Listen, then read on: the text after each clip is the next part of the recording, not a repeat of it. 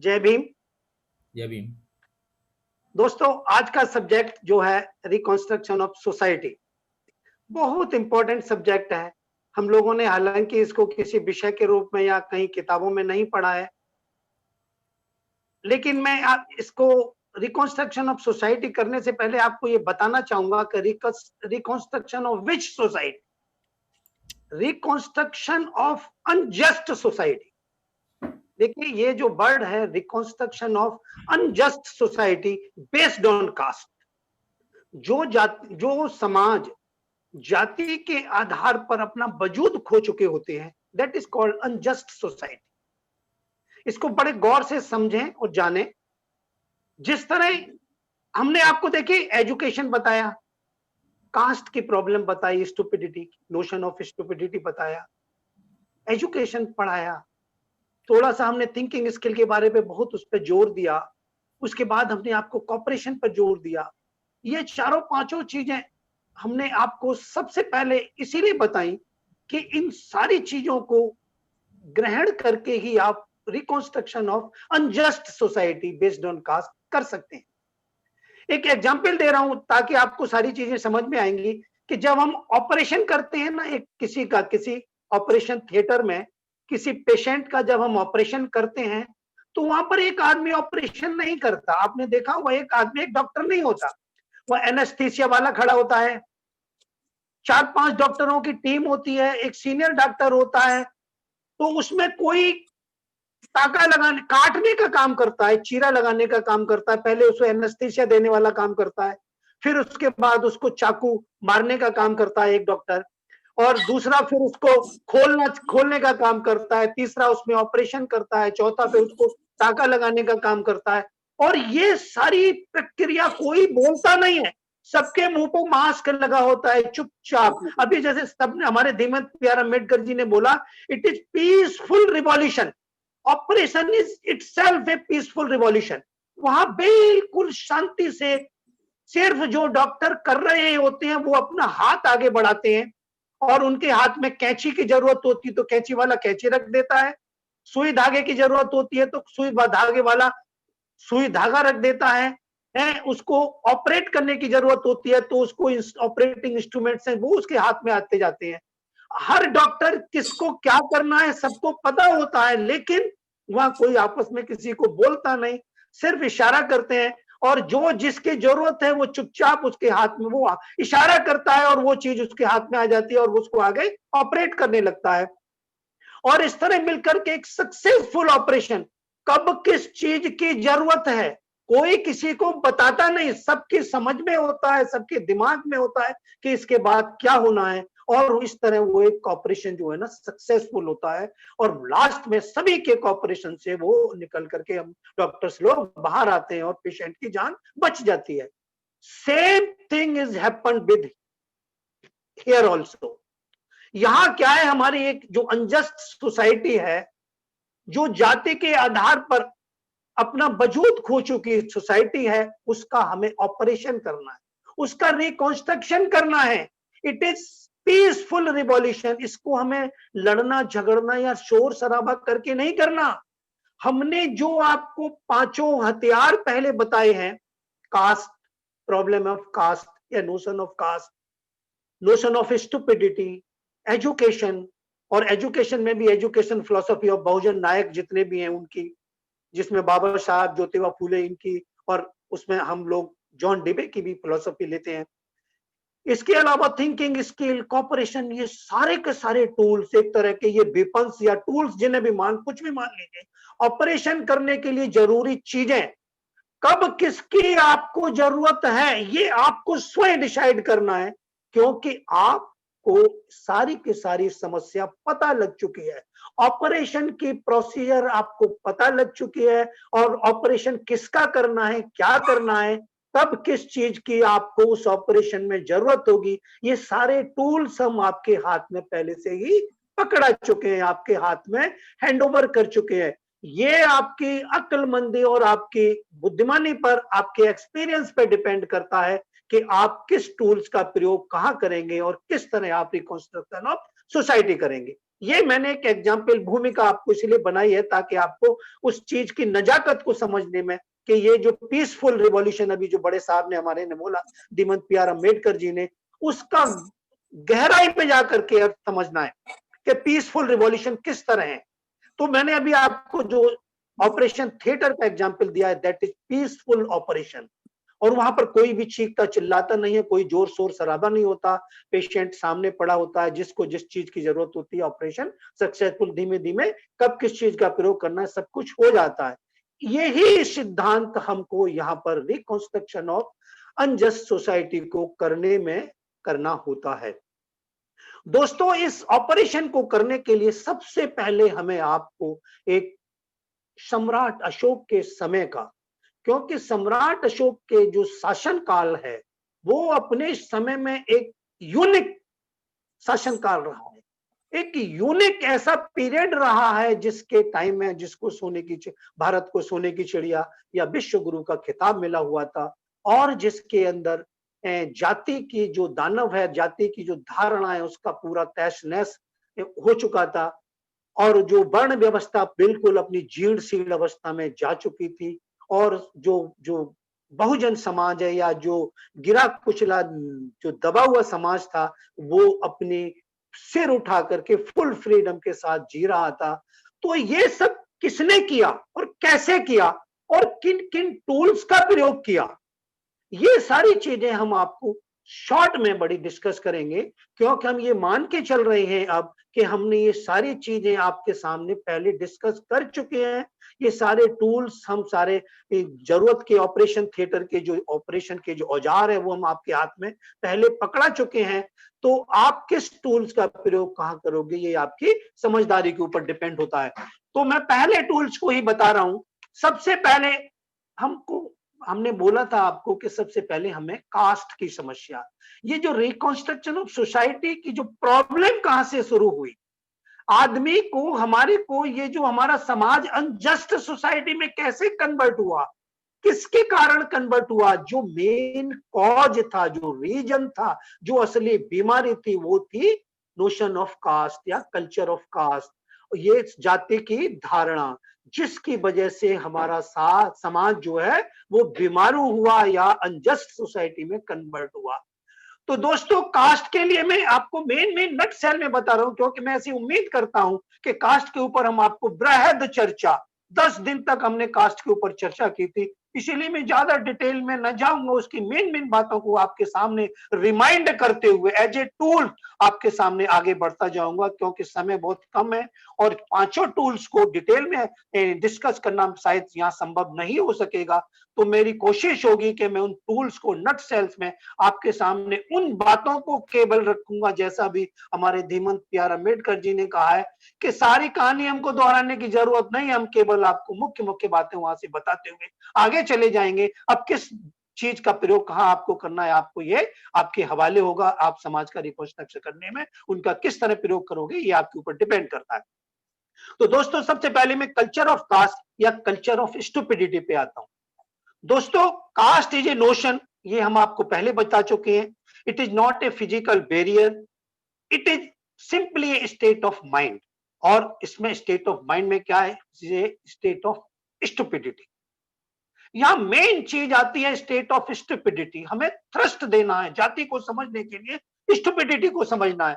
तो मैंने आपके लिए सामने स्टुपिडिटी के ऊपर एक एक्सपर्टाइज चीजें ढूंढ के लाया हूं, कोशिश की है कि आपको स्टुपिडिटी को मैं बृहद समझाऊं।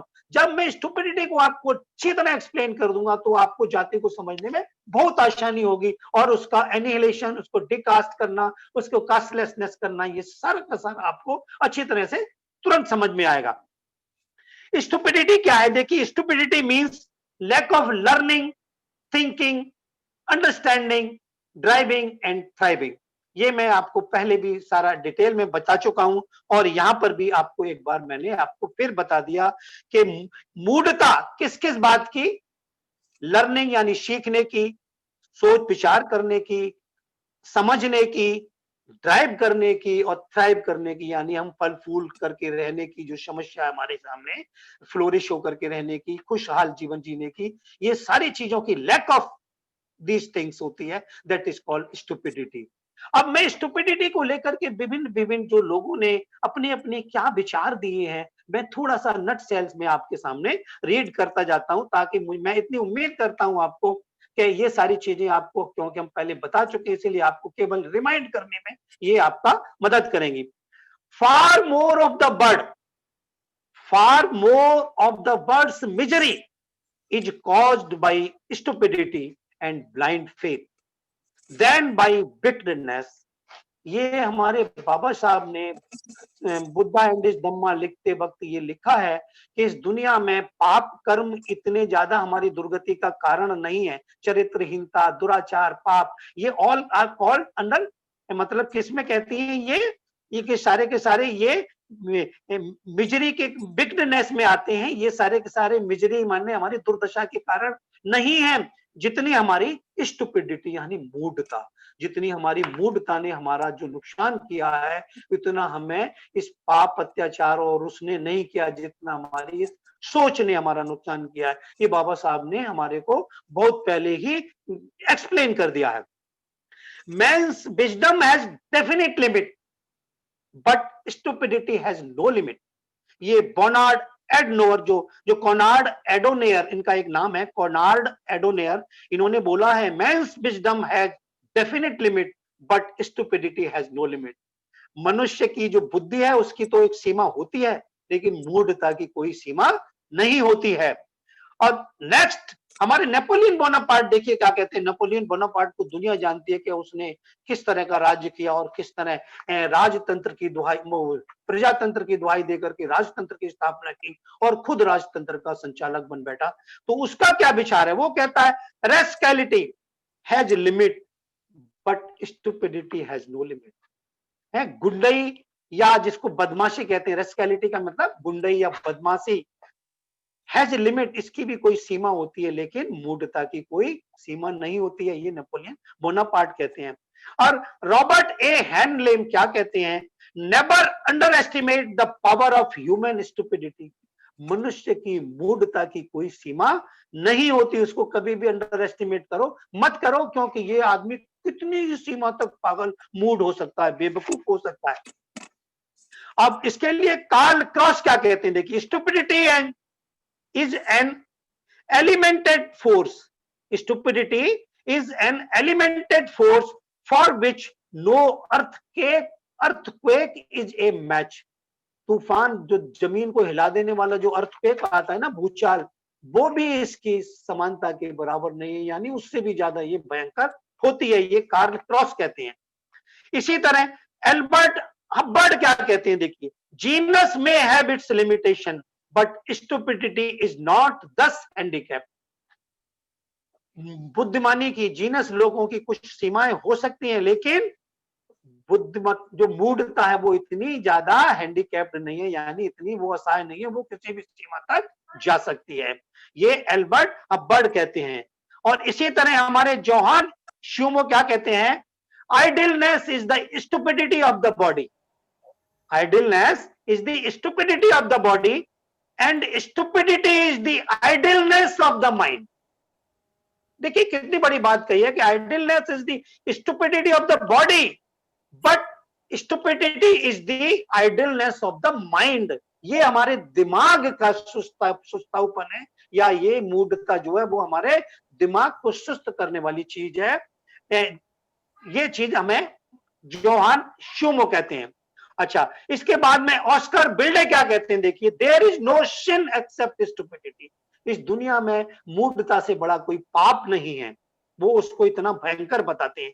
और हमारे पीआर अंबेडकर जी, धीमंत पीआर अंबेडकर जी भी, उनका हम इस मामले में, वो भी एक बहुत बड़े थिंकर हैं और उन्होंने भी अपना एक विचार इसको लेकर के दिया है, और मैं उनके विचार को भी मैं यहाँ हाईलाइट करना बहुत जरूरी समझूंगा, क्योंकि उन्होंने क्या लिखा है, देखिए decaste concept and thinking skill, decaste concept and thinking skill are the solution to meet the challenge of stupidity.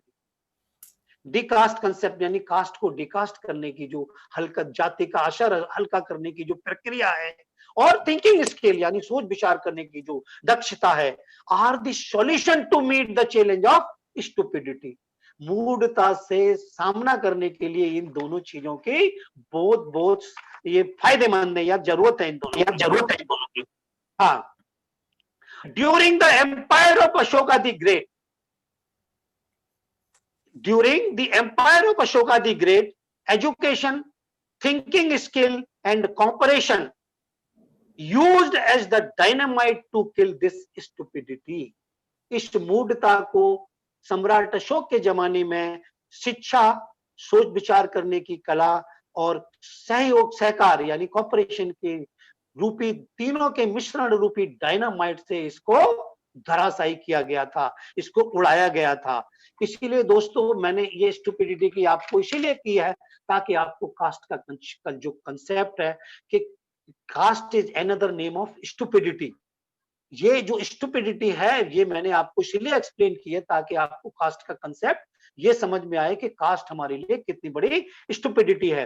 तो caste is an stupidity, it is a notion of stupidity, it is a state of stupidity, it is a state of isolation, it is a state of enclosedness, it is a state of detachment, state of gradation, it is a state of classification, unjustification, it is a state of no equality, no liberty, no fraternity and no freedom to man। It is sterilisation of man. देखिए कितनी बड़ी बात कही है। और ये sterilization of man ये भी हमारे दीनदयाल पी.आर. अम्बेडकर जी का खोजा हुआ शब्द है कि ये स्टुपिडिटी जो है ना, ये जो जाति की जो अवधारणा है ये मनुष्य को एक बधिया बना देती है।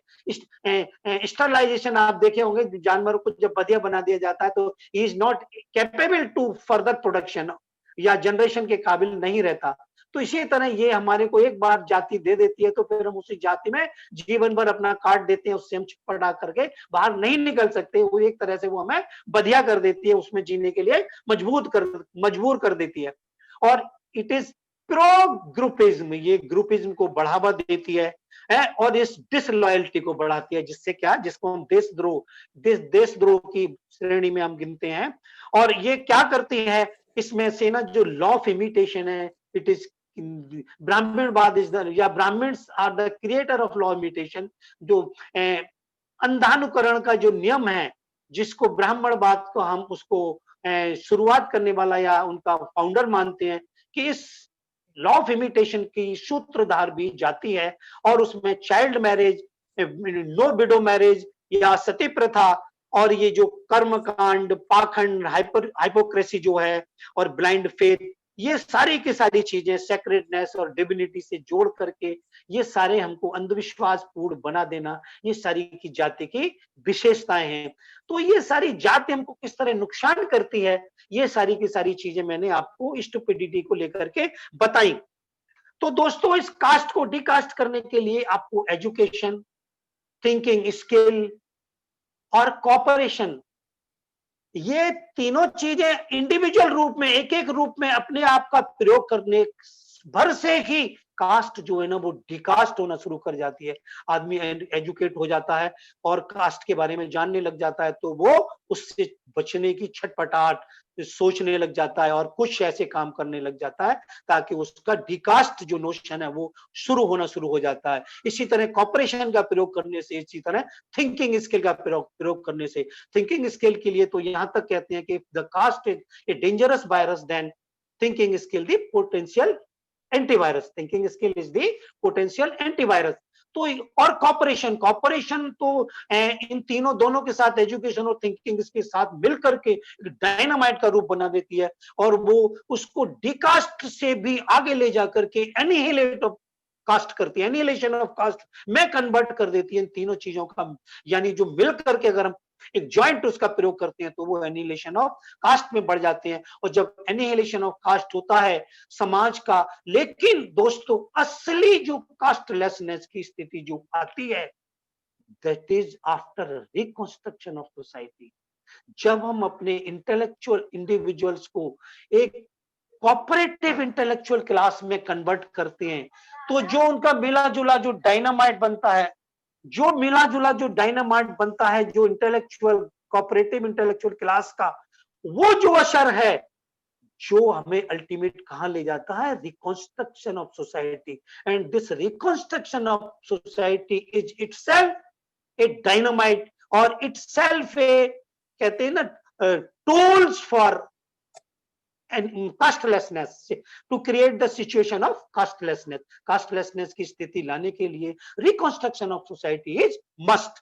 तो दोस्तों ये रहा मेरा जाति को लेकर के था। अब मैं इसके आगे दूसरा मैं अपना टूल्स को आपके सामने फिर शुरू करता हूं, दैट इज एजुकेशन।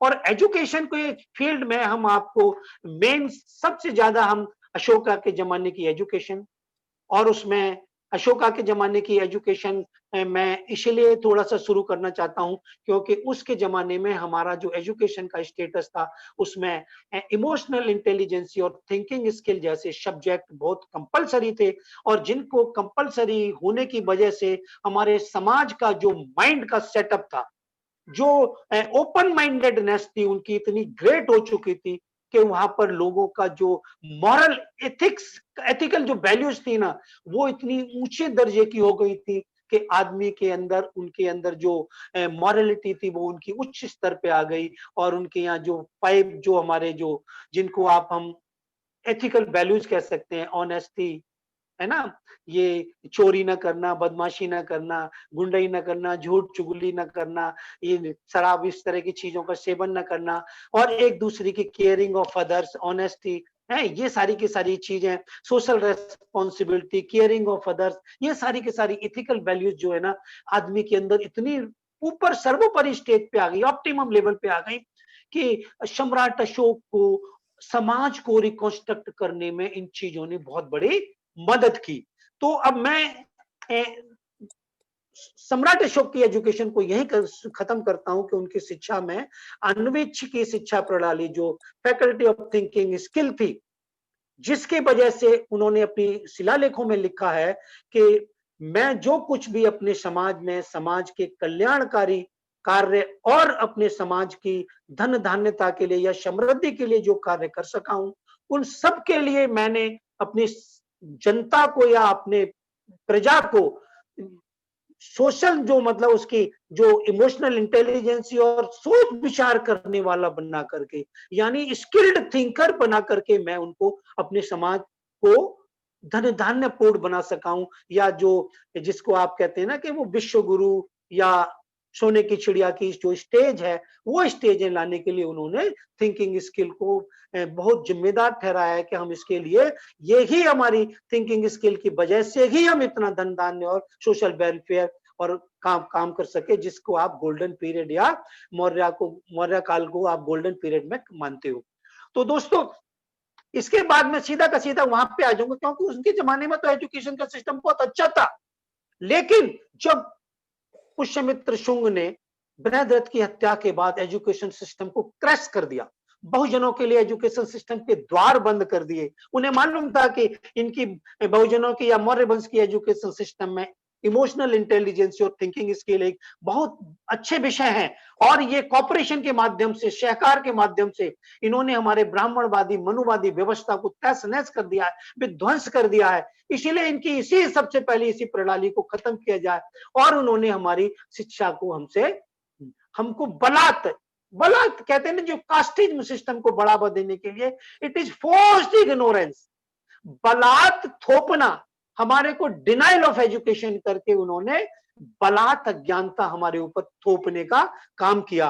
और वो एक लगभग एक 2000 साल तक ये हमारे समाज जो था उससे ग्रसित रहा। लेकिन 19वीं सदी में, या हम इसे कहें कि 1827 में जब हमारे ज्योतिबा फूले का जन्म हुआ, और 1813 में जब ब्रिटिश गवर्नमेंट ने सभी के लिए शिक्षा के द्वार खोल दिए और ज्योतिबा फूले का 1827 में जन्म हुआ, तो उन्होंने जो शिक्षा ग्रहण की और उसके बाद जो पाया, उस शिक्षा में जब वो थोड़ा पढ़ने लिखने वाले बने, अपने शिक्षा के स्तर को थोड़ा बढ़ाया, तो जब वो गहराई में पहुंचे शिक्षा की में, तो उन्होंने जब ये चीज जानने के बाद उन्होंने अपनी किताब लिखी किसान का कोड़ा, जो अपने जीवन काल में वो पूरी प्रिंट नहीं हो सकी, लेकिन उनकी हस्तलिखित प्रतियां समाज में व्याप्त हो गई, और वो प्रिंट तो उसका 1905 में जाकर के हुआ, उनकी मृत्यु के बाद। 1890 में उनकी मृत्यु हो चुकी थी, लेकिन वो 1827 में जन्म लेने के बाद 1848 में ही वो उन्होंने अपनी मिसेज को पढ़ाया। अपनी मिसेज के पढ़ाने के साथ साथ उन्होंने एक फातिमा बेग नाम की एक मुस्लिम महिला थी, जिसकी मोहम्मद यूसुफ नाम के जिस आदमी ने उनको जगह दी थी वो स्कूल खोलने के लिए, उसकी सिस्टर थी वो। उस सिस्टर के सहयोग से और अपनी बीवी के सहयोग से उन्होंने महिला स्कूलों की स्थापना की, और लगातार लगातार कई महिला स्कूलों की स्थापना करके वो एक शिक्षा के पितामह, हमारे बहुजनों के लिए शिक्षा के वो पितामह बने। जिस तरह यूरोपियन कंट्रीज में या अमेरिकन कंट्रीज में जॉन डिबे शिक्षा के पितामह कहलाते हैं, भारत के लिए हम शिक्षा का पितामह ज्योतिबा फूले को कह सकते हैं। तो उन्होंने जो किसान का कूड़ा नामक किताब में अपना एक जो स्लोगन लिखा, मैं यहां से अपनी शिक्षा को, अपनी जो एजुकेशन फिलोसफी है वो मैं यहां से शुरू करता हूं। उन्होंने एक डायलॉग लिखा, एक कोटेशन लिखा। कोटेशन का मतलब क्या है? शिक्षा बिन मति गेले, मति बिन नीति गेले, नीति बिन गति गेले, गति बिन वित्त गेले, और वित्त बिन शुद्ध खचले। और इते अनर्थ जो है ना, एक विद्या अविद्यन के लिए, यानी इतने सारे अनर्थ जो है ना वो एक अविद्या के कारण हुए, यानी विद्या बिन मति गेले। देखो, मति का मतलब उन्होंने बिल्कुल एक्सप्लेन किया। मति का मतलब emotional intelligence and thinking skill, इन दोनों को मिला के मति कहते हैं। मति का मतलब देखो, कभी कभी आपने ग्रामीण भाषा में सुना होगा, लोग कहते हैं जब कोई गलत गलत काम करने लगता है, कहते हैं यार तेरी तो मति मारी गई है, तेरी तो मति मारी गई है, यानी उसकी थिंकिंग स्किल और इमोशनल इंटेलिजेंस जीरो हो चुकी है। वो कुछ सोच विचार नहीं कर पा रहा, वो किसी how to deal with others, वो लोगों से कैसे व्यवहार करना है, वो इसको नहीं समझ पा रहा, उसकी मति खराब हो गई है, वो आदमी अनसाउंड माइंड हो गया या पागल हो गया, इसीलिए कहते हैं तेरी तो मति खराब हो गई है। मति का मतलब विद्या बिन मति गेली, मति गेली का मतलब ये गेली शब्द है, विद्या बिन मति गेली। मति जो है ना स्त्रीलिंग शब्द है मति, तो इसीलिए उन्होंने गेली शब्द का प्रयोग किया है। पुरलिंग के लिए गेले शब्द प्रयोग होता है, लेकिन यहाँ गेली शब्द विद्या बिन मति गेली, यानी थिंकिंग स्किल और इमोशनल इंटेलिजेंस चली गई। कि शूद्रों को जो विद्या का 2000 साल तक जो बलात् जो उन्होंने जो इग्नोरेंस हमारे ऊपर थोप दिया, या जिसको कहते हैं ना कि फोर्स्ड इग्नोरेंस या डिनाइल ऑफ एजुकेशन जो कर दिया, उससे जो नुकसान हुआ वो हमारे बहुजनों का क्या नुकसान हुआ कि हमारी सोचने विचार करने की शक्ति और इमोशनल इंटेलिजेंस थी, एक दूसरे से व्यवहारिक करने की जो क्षमता थी वो खत्म हो गई। मति बिन नीति गेली, मति बिन नीति गेली। मति जब हमारी चली गई, यानी थिंकिंग स्किल और इमोशनल इंटेलिजेंस का ह्रास हो गया, ये हमसे छुड़ा ली गई, तो क्या हुआ? हमारी नीति निमित्तता खत्म हो गई। जो हमारी पॉलिसी मेकिंग थी, जो हम सम्राट थे लोगों के लिए राज्य करने की जो क्षमता, नीति नियम कानून जो हम बनाया करते थे, उनसे हमको वंचित होना पड़ गया। नीति हमारी गेली, और नीति बिन गति गेली। गति माने हमारी डायनामिज्म, हमारी स्पीड, हमारा विकास जो है ना वो अवरुद्ध हो गया। हमारा जो उन्नति थी, तरक्की के रास्ते सारे के सारे बंद हो गए। और जब तरक्की के रास्ते बंद हो गए तो जिसमें नीति गेली, नीति बिन गति गेली, गति बिन वित्त गेले। वित्त गेले यानी वित्त का, यानी जो फाइनेंस, जिसको वित्त का मतलब मनी, मनी मैटर्स, वित्त फाइनेंस, वो फाइनेंस से हमको वंचित होना पड़ा, उससे हमें मरहूम होना पड़ा, यानी हम लोग उससे दूर कर दिए गए। वित्त की समस्या हमारे सामने खड़े हो गई, और इसके कारण वित्त बिन शूद्र खचले। शूद्र जो है वो दलदल में फंसते गए, उनका अधोपतन होता चला गया, और उनकी स्थिति बुरी स्थिति होती गई। और ये समस्त एते अनर्थ एकेन अविद्येन के लिए, ये सारे के सारे अनर्थ किसके कारण हुए? एक अविद्या के कारण, यानी विद्या हमसे चुरा ली गई और अविद्या हमारे ऊपर ला दी, फोर्स इग्नोरेंस जो हमारे ऊपर ला दी गई, उसके कारण ये सारे के सारे इतने अनर्थ हमारे शूद्र समाज के हो गए। ये थी उनकी एक एजुकेशन की जो फिलॉसफी थी ज्योतिबा फूले की। और इसके लिए उन्होंने 3 अपने गुरु मंत्र लास्ट में छोड़े। वो 3 गुरु मंत्र क्या थे? सबसे पहला उन्होंने बोला कि चैलेंज द कंसेप्ट। सबसे पहले आपको जो मनुवादियों के जो कंसेप्ट हैं, जो अवधारणा है, जो अंधविश्वास पाखंड है, इनकी जो रूढ़ियां हैं, इनको कंसेप्ट को चैलेंज करना सीखो, इनको चैलेंज करो, इनको आप विध्वंस करो इनका कंसेप्ट का, देन लीड्स टू इनोवेशन। और नई नई संभावनाएं, कुछ नया सोचो अपने समाज के लिए, लीड्स टू इनोवेशन।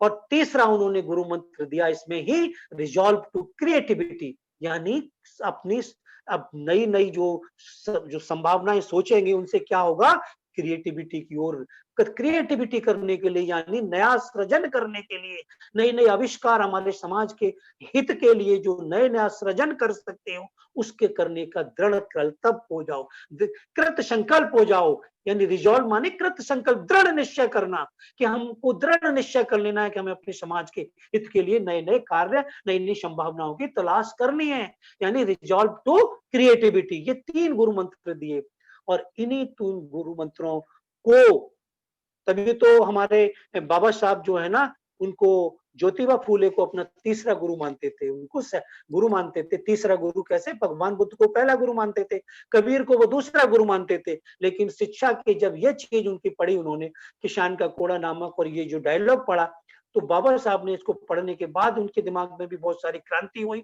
और उसी क्रांति में बाबा साहब के सामने 1916 में उनका एक छोटा सा लिखा हुआ ऐसे, जिसको उन्होंने इसमें अमेरिका में कोलंबिया यूनिवर्सिटी में अपनी थीसिस कास्ट के ऊपर, कास्ट इन इंडिया करके एक छोटा सा ऐसे लिखा पीएचडी के दौरान, जो उनको लिखने के लिए हुआ।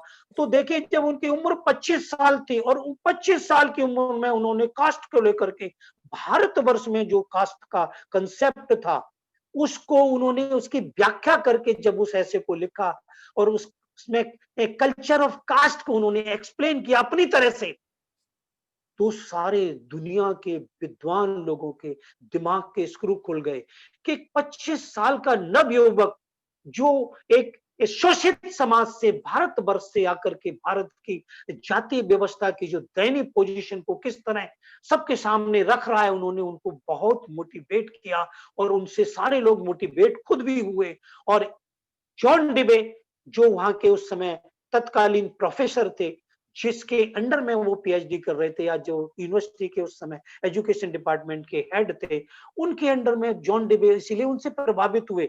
जॉन डिबे से बाबा साहब प्रभावित हुए, बाबा साहब से जॉन डिबे प्रभावित हुए। और जॉन डिबे को वो लिखी हुई 1916 में उन्होंने किताब लिखी थी, हालांकि 1915 में उन्होंने अपनी किताब लिख ली थी। 15 अगस्त 1915 को उन्होंने वो किताब लिख के पूर्ण कर ली थी, और उसके बाद 1916 में उसका पब्लिकेशन हुआ।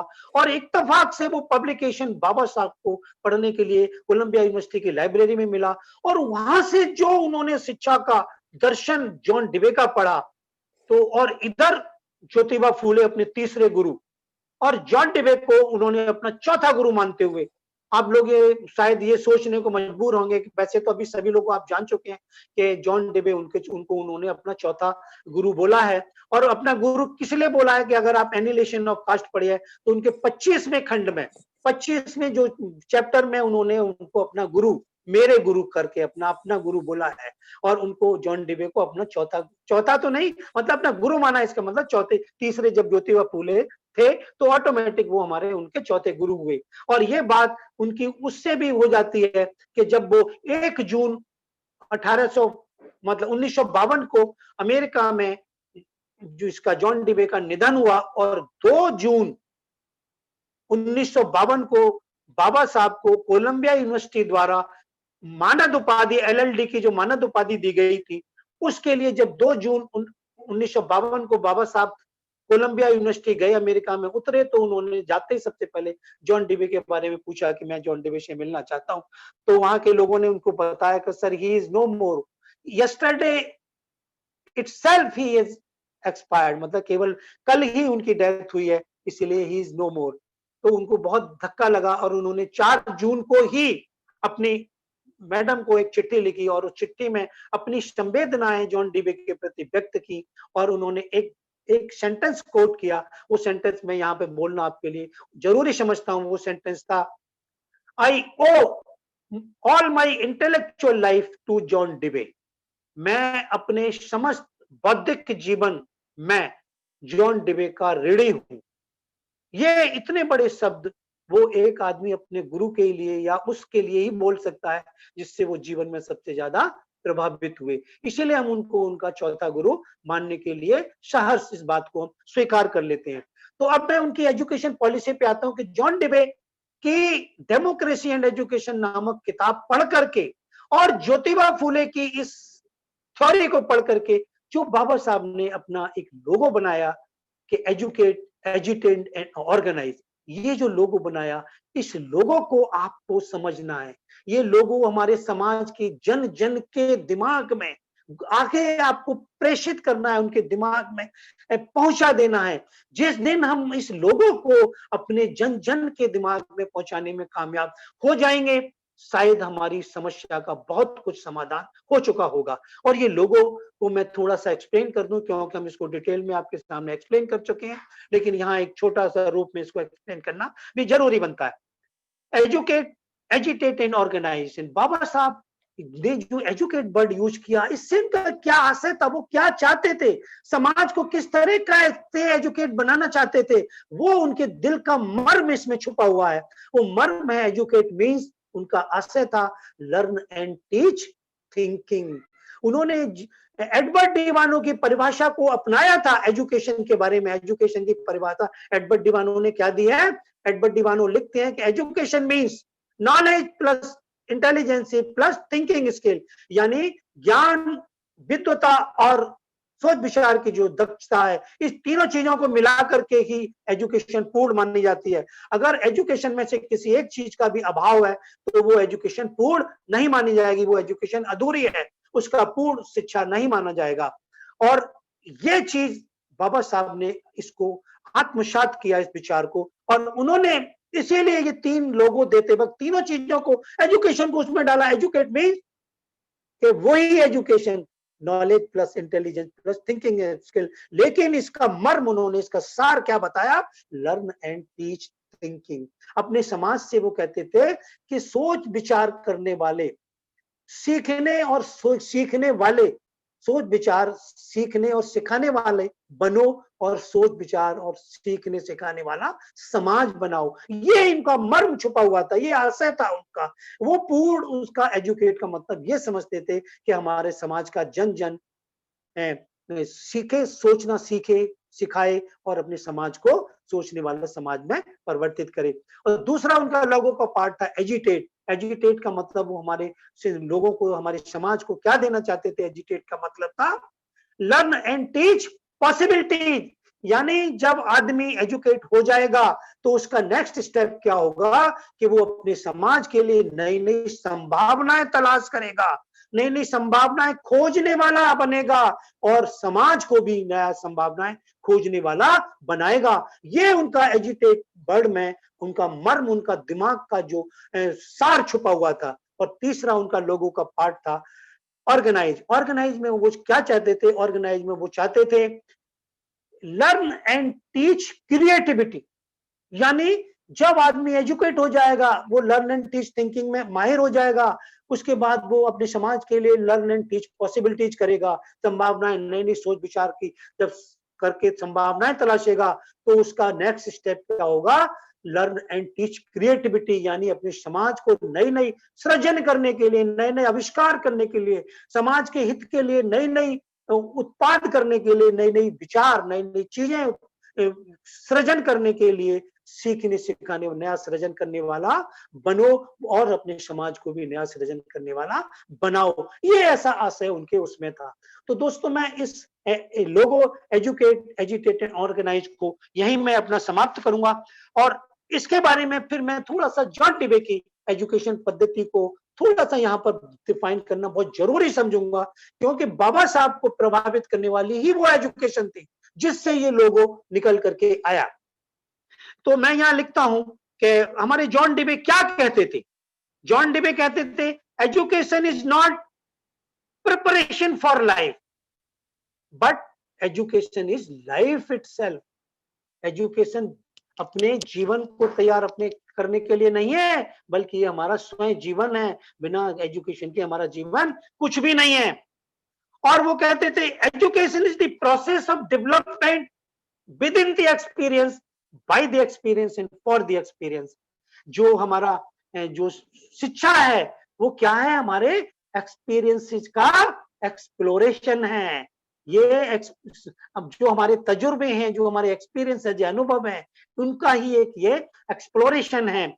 और वो यहां तक कहते थे कि just like nutrition and reproduction are to physiological life, जो एक भौतिक जीवन के लिए न्यूट्रिशन यानी खाद्य पदार्थ और रिप्रोडक्शन यानी प्रजनन, ये दोनों चीजें जरूरी हैं, उसी तरह education is to social life.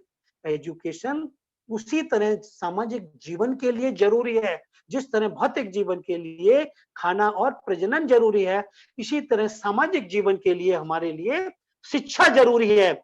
और वो कहते थे कि life is self renewing process. जो जीवन है ना हमारा, वो सेल्फ रिन्यूइंग प्रोसेस है। और सेल्फ रिन्यूइंग प्रोसेस क्या है? Renewal of experiences. Renewal of experiences यानी process of development of experiences by the experiences for the experiences. ये सब घुमा करके ये निचोड़ उसमें देते थे। इसी शिक्षा के सूत्रों से या इनके मेन बातों से जान करके बाबा साहब के दिमाग में शिक्षा का ये कंसेप्ट आया था, जिसको उन्होंने अपने लोगों के रूप में हमें दिया। तो और फिर आगे क्या कहते हैं, देखिए इसमें कहते हैं education consist primarily in transmission through communication. जो हमारा जो आपस की बोलचाल है, आपस में आदान प्रदान है विचारों का, इस सब के लिए एजुकेशन बहुत जरूरी है। ये प्राइमरीली एजुकेशन, अगर हम इन चीजों को आपस में जो विचार विमर्श है, ये विचार विमर्श बिना शिक्षा के हमारा इफेक्टिव नहीं हो सकता। और communication is a process of sharing experiences till it becomes common possession. ये हम जब आपस में एक दूसरे को एक्सपीरियंसेस का विचार का आदान प्रदान करते हैं, तो इससे क्या होता है, वो कॉमन पोजेशन बनता है। और जो कॉमन पोजेशन जब बनता है, तो अल्टीमेटली क्या होता है, share of their experiences among members as well as from one group to another। आपस में मेंबर्स के बीच में तो शेयर ऑफ एक्सपीरियंस होता ही होता है, समाज के ग्रुप के द्वारा दूसरे ग्रुप में भी वो शेयरिंग ऑफ एक्सपीरियंस होते हैं। तो ये जो शिक्षा का मर्म है, ये हमारा या उनका सार है, ये जॉन डीबे की एजुकेशन में छिपा हुआ था, जिस सार को लेकर के बाबा साहब ने हमें यहां तक पहुंचाया। और देखिए फ्रेडरिक डगलस भी शिक्षा के बारे में कहा, क्या कितना एक छोटा सा सेंटेंस लिख करके लेकिन बहुत बड़ी चीज कह देते हैं। To educate a man is to unfit him to be a slave. अगर हम किसी आदमी को पढ़ाने का काम करते हैं या पढ़ा देते हैं, तो समझ लो कि हम उसको दास न होने के लिए आपने अनफिट कर दिया, यानी वो कभी जीवन में दास नहीं हो सकता, उसके अंदर दासता की भावना कभी पनप ही नहीं सकती थी। इसी से लिए तो बाबा साहब कहते थे कि गुलाम को गुलामी का एहसास करा दो, वो अपनी गुलामी की जंजीरों को स्वतः तोड़ देगा। तो इसी तरह ये मिले जुले विचार ये हमारे फ्रेडरिक डगलस के भी हैं। तो मैंने जॉन डीबे की और एडवर्ड डिबानो की और ये फ्रेडरिक डगलस की, ये मैंने सारी की सारी चीजें आपके सामने शिक्षा को लेकर के बता दी। ठीक है, अब बाबा साहब का लोगो भी मैंने बता दिया। अब मैं यहाँ पर एक बाबा साहब की उन शिक्षाओं को थोड़ा सा एक संक्षिप्त में बताना चाहूंगा, क्योंकि हमारे लोगों को शिक्षा की बाबा साहब द्वारा बताई हुई 4 टाइप्स ऑफ एजुकेशन, कि वो कहते थे कि 4 तरह से आदमी शिक्षित हो, 4 तरह की शिक्षा आदमी के पास होती है। एक तरह का भाग उनका लिटरेट होते हैं, कुछ लोग मतलब जो लिटरेट होते हैं, यानी कुछ थोड़े बहुत पढ़े लिखे जिन्हें लिटरेट कह सकते हैं, जो नॉन ग्रेजुएट है उनको वो लिटरेट कहते थे। लेकिन एजुकेटेड वो कहते थे जिनके पास कोई एजुकेशनल डिग्री है या जो अपना नौकरी पेशा कर सकते हैं, और वो उसके माध्यम से थोड़ा का सारा अपने जीवन को आगे बढ़ा सकते हैं, वो उसे एजुकेटेड मानते थे। और तीसरे स्टेज वो बताते थे कि कल्चरल एजुकेशन, यानी कि वो जो अपना और अपनी समाज का संस्कृति को बचाने के बारे में सोच सके, दैट इज कल्चरल एजुकेशन, तीसरी स्टेज बताते थे। और चौथी स्टेज वो बताते थे क्रिएटिव एजुकेशन, कि अपने और अपने समाज के लिए वो नया सृजन करने की क्षमता जब पैदा कर लेता है, दैट इज क्रिएटिव एजुकेशन। ये 4 तरह की एजुकेशन बाबा साहब बताते थे। तो आप लोगों को इन सारी चीजों को अपने दिमाग में रखना है। और मैं ये बताया था कि अभी एक ऑपरेशन कब किसका प्रयोग कहाँ करना है, ये स्वतः आपको डिसाइड करना है, कौन सी चीज आपको कहाँ, उसके दिमाग को सामने वाले को बदलने के लिए कौन सा टूल आपको कहाँ प्रयोग करना है, ये आपके ऊपर सारी की सारी बातें। मेरा आशय ये है कि देखिए, केवल किताबें पढ़ लेने से, डिग्रियां हासिल करने से कोई आदमी शिक्षित नहीं कहलाता। शिक्षित आदमी वो कहलाता है जो अपनी सकारात्मक सोच विचार करने की क्षमता को बढ़ाने में कामयाब होता है। जो लोग अपनी सोच विचार करने की क्षमता को बढ़ाने में कामयाब नहीं हुए, उनका शिक्षित होना अशिक्षित के बराबर है। ये किसी ने कह दिया कि हनुमान ने सूरज को मुंह में रख लिया, हमने मान लिया, हमने क्वेश्चन नहीं किया कि भाई वो इतना बड़ा, वो हनुमान कितना बड़ा हो सकता है, उसने कैसे रख लिया है? हमारे घर में बच्चा पैदा हुआ, हम अपना नाम रखवाने के लिए 5वां फेल पंडित के पास चले गए, तो हमारी शिक्षा कहां गई? हमने बच्चा पैदा किया लेकिन हमें अपने नाम रखने की क्षमता हमारे अंदर नहीं है कि हम इसका क्या नाम रखें। तो ये तुम्हारी मूढ़ता, ये तुम्हारी अज्ञानता को दर्शाता है। आप किसी तरह से शिक्षित नहीं माने जाओगे। ये सारी बातें मैंने आपको लोगों को बोल दिया कि रावण के 10 सिर थे, वो 10 सिर थे और आप भी मानते हो, और हर साल रावण को जलाती हुई चली आ रही है दुनिया, और आपने कभी अपोज नहीं किया कि भाई 10 सिर कैसे हो सकते हैं, इसके वंशज होंगे तो उनके भी 10 सिर होने चाहिए। कोई तो एक आध वंशज ऐसा होगा जिसके 10 सिर वाला पैदा हुआ होगा, कोई तो हमें बताओ उसका वंशानुगत हेरिडिटरी जब है तो उसके अंदर भी वो आना चाहिए। 4 हाथ वाली 8 हाथ वाली देवी है तो उसके भी 8 हाथ वाली देवी कोई तो संतान पैदा होनी चाहिए। ये ऑल दीज थिंग्स आर, कहते हैं ना कि these are essential things to explore the unexplored Ambedkarism. हमें बाबा साहब की, अशोधित बाबा साहब की दर्शन को शोधित करने के लिए इन सारी चीजों पे तार्किक शक्ति, थिंकिंग स्किल बढ़ानी बहुत जरूरी है। ये सारी की सारी, देखिए मनुवाद क्या है, मैं एक छोटी सी लाइन में आपको डेफिनेशन दे रहा हूं, हालांकि हमारे पीआर अम्बेडकर जी ने बहुत एक फैंटास्टिक डेफिनेशन दी हुई है कि मनु, कहते हैं ना, मनुस्मृतिवाद a successful project to convert majority thinking people into unthinking people, perpetuate them slavery for a long time। जो उन्हें दास बनाने के लिए मनुस्मृति वो कामयाब प्रोजेक्ट का नाम है, जिन्होंने बहु मतलब ज्यादा मेजोरिटी थिंकिंग पीपल्स को, सोच विचार करने वाले बहुमत वाली जमात को अनथिंकिंग पीपल में कन्वर्ट कर दिया और उन्हें दासता पे जीने के लिए लंबे समय तक मजबूर कर दिया। ये मनुस्मृति है। लेकिन मैं इसको एक छोटी सी और भी इसको भी सूक्ष्म करता हूँ। जैसे बाबा साहब ने 6,743 जातियों को 3 में कन्वर्ट किया और 3 को भी हमारे मान्यवर कांसीराम जी ने बहुजन कह करके 1 में कन्वर्ट करने की कोशिश की। तो मैं भी इसको और थोड़ा सा सूक्ष्म में देता हूँ। कथनी और करनी में अंतर करना ही मनुवाद है। कथनी और करनी में अंतर करना ही मनुवाद है, और कथनी और करनी में एक रूपता रखना ही अम्बेडकरवाद है। मनुवादी लोग कहते कुछ हैं, करते कुछ हैं, लेकिन अम्बेडकरवादी लोग जो कहते हैं वही करते हैं। जब ये तो हम कहते हैं कि जहां से वैज्ञानिक सोच समाप्त होती है, अम्बेडकरवाद वहां से शुरू होता है। अम्बेडकरवाद वहां से शुरू होता है जहां से वैज्ञानिक सोच समाप्त होती है। इसलिए दोस्तों, हमको ये सारा का सारा एजुकेशन का थिंकिंग और ये सारी चीजें अपने दिमाग में रख करके हमें कब किसका प्रयोग कहां करना है, ये आपको आगे सोचना है। अब इसके बाद में तीसरा टूल्स बताता हूं, थिंकिंग स्किल।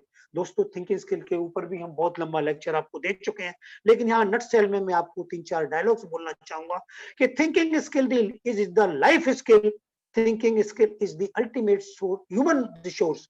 ये बहुत मतलब एक मानव संसाधन के रूप में मनुष्य के पास सोच विचार करने की कला है ना। Thinking skill can be learn, taught, improved, developed, advanced and enjoyed। ये एडवर्ड डी वानो कहते हैं, जिनको आज की डेट में दुनिया का माइंड गुरु बोला जाता है और नोबेल प्राइज विनर हैं।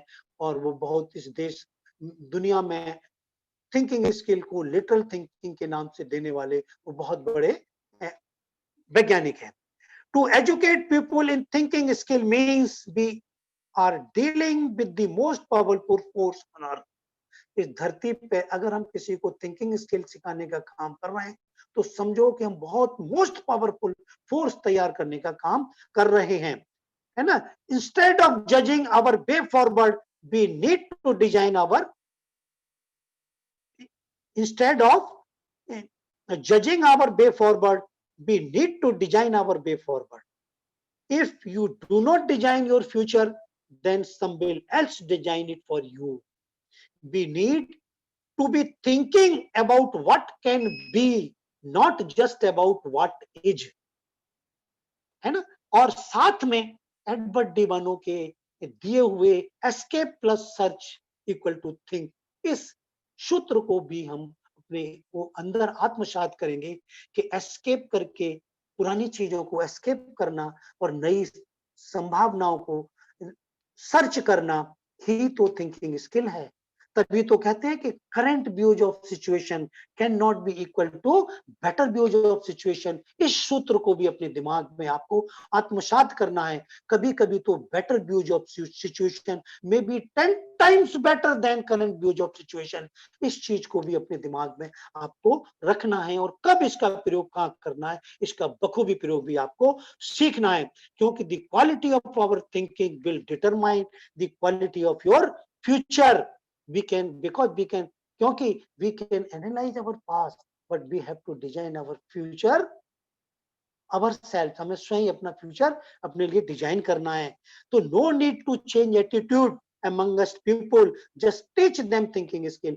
किसी आदमी को बदलने के लिए आप उस आदमी को बदलने की कोशिश मत करो, उसका एटीट्यूड बदलने की कोशिश मत करो, केवल आप उसको सोच विचार करना सिखा दो, उसको वो अपने आप एटीट्यूड बदल लेगा। तो we must use our own brain and our own resources. और बाबा साहब तो हमेशा प्रचार प्रसार पे जोर देते थे, लेकिन कांसीराम जी हमारे इसी बात पे, यानी किस पे, डायनामिज्म पे जोर देते थे। वो लेटरल थिंकिंग और क्रिएटिव थिंकिंग पर जोर देते थे। जिस तरह जॉन डिवे जो है ना, प्रोग्रेसिव एजुकेशन और आदर्श सोसाइटी पर जोर देते थे, इसी तरह हमारे मान्यवर कांसीराम जी डायनामिज्म पर जोर देते थे। लेकिन हमारा लक्ष्य जो हमारी पीबीएसपी है, वो उसका जोर किस बात पर है, ये भी मैं आपको यहाँ एक्सप्लेन करना ना भूलूंगा कि हमारी पीबीएसपी का लक्ष्य या जोर क्या है। एक्सप्लोरिंग दी अनएक्सप्लोर्ड अम्बेडकर। हमारे बाबा साहब को जो उसमें अनएक्सप्लोर्ड अम्बेडकर है, अम्बेडकरिज्म है, उसको अशोधित अम्बेडकरवाद को शोधित करना ही हमारी पीबीएस की के सोशल ट्रांसफॉर्मेशन मूवमेंट का मेन बहुत सारा मतलब थ्रस्ट देने का मतलब उद्देश्य है। और ये हमारी पीबीएसपी का, क्योंकि the unthinking people can not become governing community. कभी भी गैर सोच विचार करने वाले लोग शासन करती जमात नहीं बन सकते, क्योंकि और फिर हमारे बहुजनों की मेजर प्रॉब्लम क्या है, ये आप अच्छी तरह जानते हो। Lack of education, intelligency, thinking skill and lack of cooperative, intellectual और कलेक्टिव इंटेलिजेंस। ये सारी चीज हमारे बहुजन समाज की कमी है। तो इन सारी चीजों को करने के लिए अब हमें क्या है, लास्ट हमें टूल्स और रह गया है, दैट इज कॉपरेशन। दोस्तों थोड़ा सा एक 5-7 मिनट और लूंगा बस मैं आपका, है ना, ताकि मैं मेरी पूरी बात अधूरी न रह जाए। दोस्तों कॉपरेशन की जो एजुकेशन की जो मतलब कॉपरेशन की जो हमने आपको डेफिनेशन दी थी, एक cooperation is an autonomous association of person united voluntarily to meet their common economic, social and cultural needs and aspiration through a joint owned and democratically controlled enterprises। यानी इसके अंदर एक ऐसा मतलब सहकारिता, एक संयुक्त उद्यम वाली और लोकतांत्रिक पद्धति से नियमित उद्यम के माध्यम से अपनी कॉमन आर्थिक, सामाजिक और सांस्कृतिक जरूरतों एवं आकांक्षाओं को पूरा करने के लिए स्वेच्छा से एकजुट हुए व्यक्तियों का स्वायत्त संस्था है या समूह है। ये सारी थी। तो इसमें जो कॉपरेशन है, कॉपरेशन का पहला ही स्टेप जो क्या है, common economic, social and cultural needs and aspiration, यानी हमारा कॉमन इंटरेस्ट, ये हमारा बहुजनों का कॉमन इंटरेस्ट है। और ये कॉमन इंटरेस्ट जब होता है, तो कॉमन इंटरेस्ट की जब जहां बात आती है, तो हम क्या करते हैं, कॉमन इंटरेस्ट को हम इसको कैसे, एक कॉपरेशन जो है वो किस तरह एक सोशल डेमोक्रेसी की ओर बढ़ती है, इसको मैंने बखूबी एग्जाम्पल दे करके अपने लास्ट अपने चैप्टर में भी बताया था कि कॉपरेशन में सोशल जो हमारा जो सॉरी कॉमन इंटरेस्ट होता है, कॉमन इंटरेस्ट से जब फ्री कम्युनिकेशन के माध्यम से जब हम आपस में जिसको कम्युनिकेशन के माध्यम से आपस में एक्सचेंज करते हैं या अपने एक्सपीरियंसेस को शेयर करते हैं, कॉमन शेयरिंग, और वो कब तक करते हैं, that is till common possession. जब वो कॉमन पोजेशन तक जब जाता है तो हमारा अपने आप में सेल्फ रिकंस्ट्रक्शन हो जाता है, सेल्फ रिस्ट्रक्चरिंग ऑफ एक्सपीरियंसेस होती है, उसके बाद हमारा सेल्फ रिकंस्ट्रक्शन होता है। जब हमारा रिकंस्ट्रक्शन होता है तो सोसाइटी का ऑटोमेटिक रिकंस्ट्रक्शन होता है। जब सोसाइटी का रिकंस्ट्रक्शन होता है तो वो सोशल एंडोस्मोसिस की ओर बढ़ता है, और सोशल एंडोस्मोसिस की ओर बढ़ने के से क्या होता है, वो सोशल डेमोक्रेसी पैदा करता है। और सोशल डेमोक्रेसी की आप जानते हो डेफिनेशन क्या है, justice, equality, liberty and fraternity, ये चार तत्व उसके अंदर होने चाहिए। और ये चारों तत्व हमारे अम्बेडकर द्वारा जी अम्बेडकर बाबा साहेब द्वारा लिखे गए संविधान में ये चारों चीजें हमारा मूल तत्व है उसका। इसीलिए cooperation is another name of Ambedkar. ये बात अपने दिमाग में हमेशा के लिए रखनी है। और इसके बाद कॉपरेशन को समाप्त करने के बाद अंत में मैं अपने पीबीएसपी के लोगों को क्या करना है, एक 2 मिनट में इसको बोलता हूं।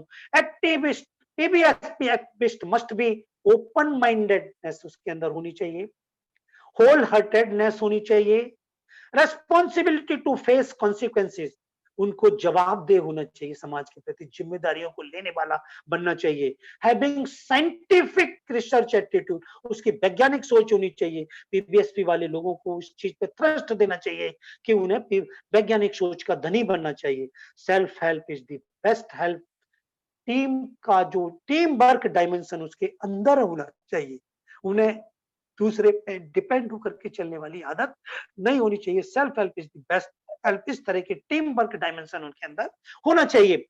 और strong commitment, determination and grit to mission social transformation movement, mission STM जो हमारा है, इसके लिए उनके अंदर ग्रिट पैदा होनी चाहिए, एक दृढ़ इच्छा शक्ति, और एक जिसको ग्रिट कहते हैं इंग्लिश में, या पराक्रम जिसको कहते हैं, वो होना चाहिए। struggle for social equity and dignity to achieve full freedom to think and design a way forward, अपने समाज के लिए अपने भविष्य तय करने वाला एक अपने दिमाग को सोशली इक्वलिटी और डिग्निटी में कन्वर्ट करने वाला, अपने दिमाग की स्वतंत्र सोच विकसित करने वाला समाज बनाने के लिए उसे लालायित रहने चाहिए। Therefore, we intellectual must convert ourselves into a cooperative intellectual class so that whatsoever be attained, it must be sustained for a long time. जो कुछ आज हम अपने लिए पैदा कर रहे हैं, जो हम प्राप्त कर रहे हैं, वो लंबे समय तक टिकाऊ रह सके। ये नहीं कि आज हमने इसको कोई चीज अचीव की और कल वो डस्ट हो जाए, नहीं, वो लॉन्ग लाइफ रहने वाली होनी चाहिए। और ये लॉन्ग लाइफ रहने वाली कभी बनेगी जब हम इसको इन्हीं सब और बातों को ध्यान में रखने के बाद हमें पूरी ताकत एवं क्षमता का प्रयोग बहुजन समाज के बिखरे हुए बुद्धिजीवियों को इकट्ठा कर उन्हें कोऑपरेटिव इंटेलेक्चुअल फोर्स में कन्वर्ट करने के लिए लालायित होना चाहिए, ताकि हम अम्बेडकरवाद को पुनर्जीवित, सक्षम, नावीन्यपूर्ण एवं ऊर्जावान बनाने में सक्षम हो सकें। और इस सब के लिए हमें सबसे पहले इन समस्त जो विषय मैंने बताए हैं उनको पहले समझना होगा, और समझकर फिर समझाने वाला बनना होगा। इन्हीं शब्दों के साथ मैं ये कहना कभी नहीं भूलूंगा कि सम्राट अशोक का राज्य आएगा, हमारे समाज को भयमुक्त बनाएगा, और हम अपने समाज को रिकंस्ट्रक्शन ऑफ सोसाइटी की ओर ले जाने में सक्षम होंगे। इन्हीं शब्दों के साथ दोस्तों, जय भीम, जय भारत। मैंने थोड़ा 5-10 मिनट आपके ज्यादा ले लिए हैं, इसके लिए मैं सॉरी, सबके सामने माफी का हकदार हूँ। धन्यवाद।